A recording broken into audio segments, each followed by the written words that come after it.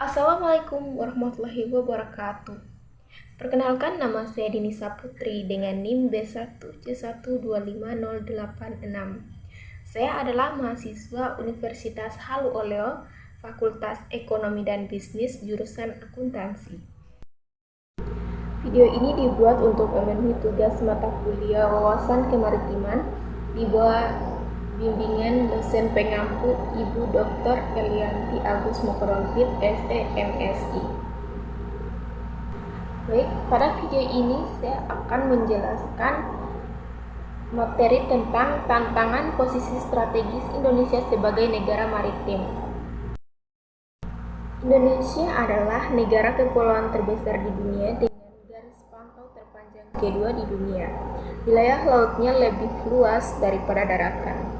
Namun, menjadi negara maritim bukan hanya soal memiliki laut yang luas. Posisi strategis tersebut memiliki berbagai tantangan. Posisi Indonesia yang berada di antara dua benua dan dua samudra menguntungkan karena menjadi jalur perdagangan internasional, tetapi juga menimbulkan tantangan serta ancaman. Berikut 5 tantangan utamanya. Yang pertama, tantangan geografis.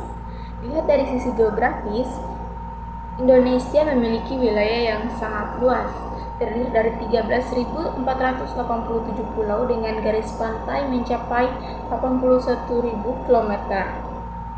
Kondisi ini membuat konektivitas antar pulau menjadi tantangan tersendiri. Selain itu, ada 8 provinsi yang wilayahnya sebagian besar dikelilingi laut, seperti Kepulauan Riau, Bangka Belitung, Nusa Tenggara Barat, Nusa Tenggara Timur, Sulawesi Utara, Sulawesi Tenggara, Maluku Utara, dan Maluku. Pengembangan sektor maritim menjadi sangat krusial untuk menyatukan wilayah-wilayah tersebut. Selanjutnya, tantangan demografis. Jumlah penduduk yang besar serta penyebarannya yang tidak merata menjadi tantangan tersendiri. Masyarakat Indonesia tinggal tersebar di sekitar 6.000 pulau yang berpenghuni. Oleh karena itu, pemerataan kualitas sumber daya manusia sangat penting agar setiap masyarakat yang tinggal di pulau manapun memiliki akses yang setara agar mereka bisa membangun daerahnya masing-masing, terutama di wilayah perbatasan dan daerah terluar yang seringkali tertinggal.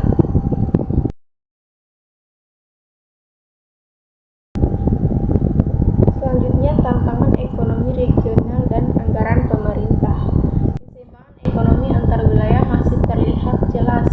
Terlihat dari kontribusi PDB yang lebih besar dari pulau-pulau utama. Selain itu, perdagangan antar pulau atau IBB dan antar pulau dan luar negeri atau IBT serta keterbatasan anggaran pemerintah menghambat pembangunan sektor maritim secara menyeluruh. Meskipun nilai PDB Indonesia pada tahun 2020 mencapai 1.212 triliun rupiah, distribusi kekayaan dan pembangunan masih perlu diperbaiki. Selanjutnya adalah tantangan infrastruktur maritim. Infrastruktur maritim Indonesia masih menghadapi kendala di 3 aspek. Yang pertama, industri manufaktur maritim, yakni jumlah penyebaran dan kapasitas galangan kapal nasional masih terbatas. Dari total 250 galangan kapal, sebagian besar 88% terkonsentrasi di wilayah barat Indonesia, sementara di wilayah timur hanya memiliki 12%. Yang kedua, armada kapal. Jumlah, kelas, jenis, dan usia kapal nasional masih perlu ditingkatkan. Yang ketiga, pelabuhan. Penyebaran pelabuhan juga tidak merata. Sebagian besar pelabuhan komersial berada di Jawa, Sumatera, dan Kalimantan. Sementara wilayah timur masih kekurangan fasilitas yang memadai.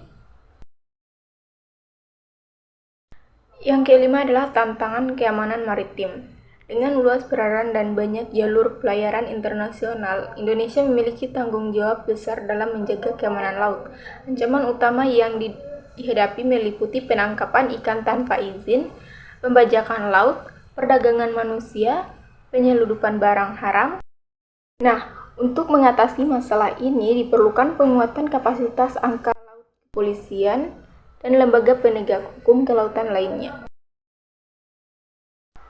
Nah, itulah tadi materi tentang tantangan posisi strategis Indonesia sebagai negara maritim.